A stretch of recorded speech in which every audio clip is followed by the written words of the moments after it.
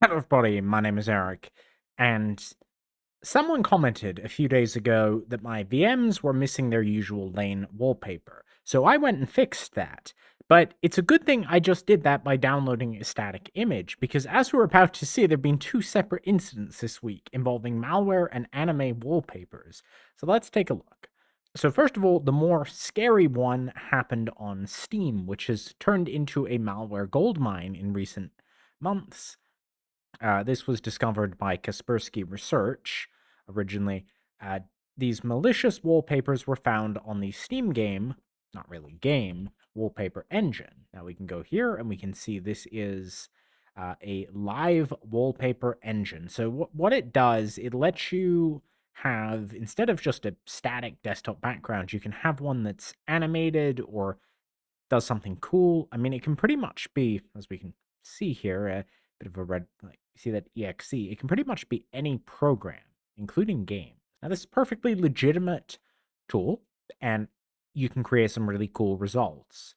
Personally, given, I'm probably using my computer, not looking at my desktop, I have never really been into this product, but I totally get why people like it. But what's happened here is another case of like latent vulnerability where this tool can be exploited, historically hasn't, and now people have started and it will probably continue. So let's take a look. So since late 2025, malware has been spreading rapidly through the Steam Workshop, the built-in service for players to create and share custom content. Now, it seems like they're mostly going after China and Russia-based users, which is unusual for malware campaigns. So they're exploiting Wallpaper Engine, and they're in the workshop, they're putting malware in various wallpapers. Running one of these leads to a stolen Steam account and crypto miners. Actually, it looks like from what I saw, it's a rat, which is the worst you can get. And here we see, so we can have video scenes, okay, HTML, and here is where it gets a bit scary. You can put an application. And of course, as there generally isn't on Windows, there is no sandboxing for this. So that application is just running with normal privileges. But there's reasons why this might be useful, like as Kaspersky points out, like maybe you want a CPU and GPU usage like we used to have back on Windows 7 with the gadgets, but there is an inherent security risk. And these application based wallpapers can be put on Steam. So these are some slightly NSFW anime looking things here. Dynamic. Some of these, they're calling them games.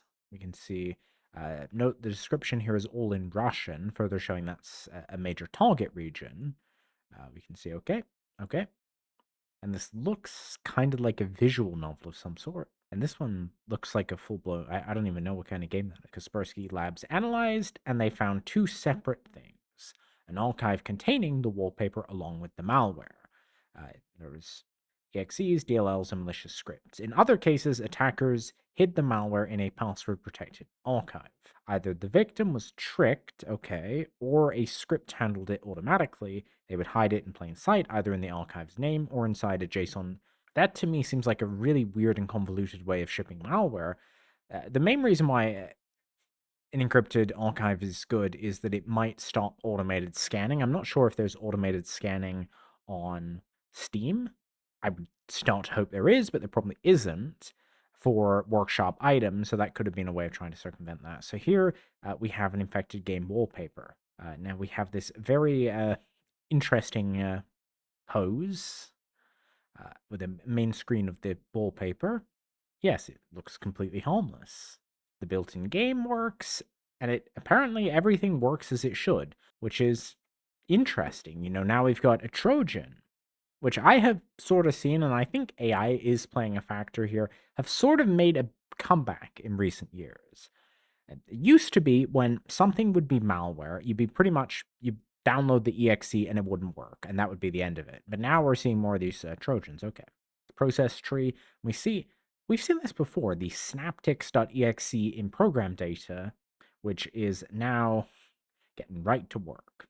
And this is from Dark Comet. Now, Dark Comet, Kaspersky likes to call this a backdoor, but most of us would just say rat. This is really not something you want.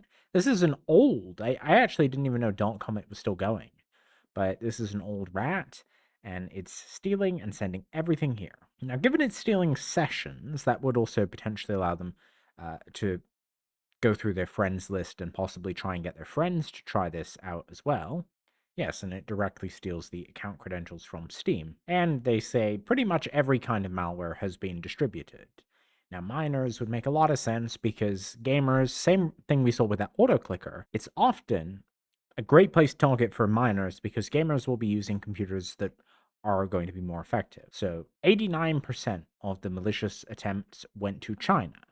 Then Russia, 5%, Singapore, Hong Kong, Germany, Vietnam, India, and Canada. So Russia and China were clearly the targets, and then we see a bit of a trickle down. So this was interesting. But it's not the only incident involving anime wallpapers this week, which is quite surprising. So what else is happening? Well, we also had this one, which is more of an ad fraud scheme. It's still kind of interesting to take a look here. So in this case, these extensions were supposed to be a new tab wallpaper, but what they also did was create fake traffic to generate fraudulent ad revenue. So we can see here they had 38 publisher accounts and 3 different C2s. I guess that's to make it a bit harder to catch the cross ownership, and 105,000 times. Now, luckily, a Chrome wallpaper doesn't have quite as much permissions, although, as I've seen, Chrome extensions can still be quite nasty. So it's not ratting your whole computer, but it's basically turning into a bot for the threat actor's own benefit. So we can see lots of choices. Satoru Goju manga live wallpaper, Porsche, Hello Kitty, cat wallpapers. So if you like cat pictures, you could be at risk. Death Note anime wallpapers, Sonic Frontiers, Tanjiro Demon Slayer wallpaper, Neymar new tab anime call drift. I'm guessing that's initial D, unless there's like, yeah, it's thinking unless there's an anime I haven't heard of called Call Drift Live, anime Rain Live wallpaper, Minecraft Sakura Pond. So all of these, it says that it doesn't do any of this. Although then if you click the link, it admits that it shares that data with AdSense, DoubleClick, and third-party ad partners. And then here is the scam. This extension will open pages, try to make it look like an organic Google search result, when in reality it came from the extension. So that their publisher site, which is basically it'll look like, let's say, a legitimate site like this one, right? It has ads, but the difference is the site is probably just AI slop. It's probably not going to put much effort into putting anything good there, but it'll have like a layout. You think, okay, this is a blog. This could be real, except it isn't. That's the problem. And this site then receives traffic from the fraudulent Chrome extension, and every time, especially now that Google has switched ad payouts to a per view instead of per click model, every time this page opens, the fraudsters get money. So that's essentially the scam here. Here's what the pages looked like. All these different pages which were put up by different accounts but were actually put out by the same people. They have 2 separate fraudulent ad accounts. This one is using Google Ad Manager, and this one is using these 2 AdSense accounts. And here is the actual website, which interestingly and surprisingly doesn't seem to have been banned from AdSense yet. Now, as you can see, this looks pretty AI generated, but we have a catalog of these plugins and the ad at the bottom here. So if we go to one of these, we get more ads, of course, because who doesn't love advertising? There's even a comment from what is probably a bot. Oh, there you go. You get a .ai domain. Okay. It's not very well vibe coded either, but okay.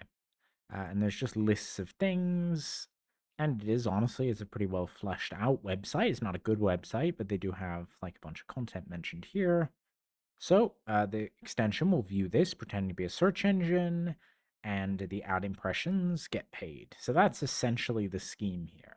So that is going to be all for me for now. A rare case where we have two so similar things, we can just kind of throw them all into one video. Please do let me know in the comments below what you thought of this video, the situation. I will stand by the recommendation I have made of Chrome extensions over the years, which is as few as you can possibly live with. Double check anything, make sure it's got the fewest permissions it needs. If you absolutely need something that you don't 100% trust, put it on a different Chrome instance, right? You can go here and you can create a different profile, and you can put it on here, and then it would have access to less of your data. And do be wary of suspicious permissions. For the other one, the wallpaper engine, I mean, there isn't a lot really we can even say. Steam and games are still becoming a bigger and bigger malware distribution vector. Initially, that started out with things like YouTube videos directing people to malware that they claim was cheats, but now it seems to be evolving a bit, getting into official mod distribution. Most cases, software on Windows outside of enterprise deployments is not contained. A program that is running as your user has permissions to access every other program that is running as your user. Most modding APIs for games are not deeply sandboxed, and in some cases, like Wallpaper Engine, they probably can't be. So you do just have to really be careful, only install what you trust. That's all from me for now. Bye.